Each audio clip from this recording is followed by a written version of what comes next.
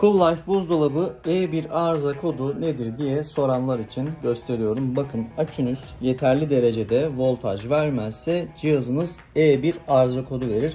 Aynı şekilde araçta kullanırken de bu kod düşük voltaj hatasıdır. Eğer voltaj düzgün bir şekilde gelirse herhangi bir şey yapmanıza gerek kalmaz. Hata kodu ekrandan otomatik olarak silinir ve dolap çalışmaya başlar.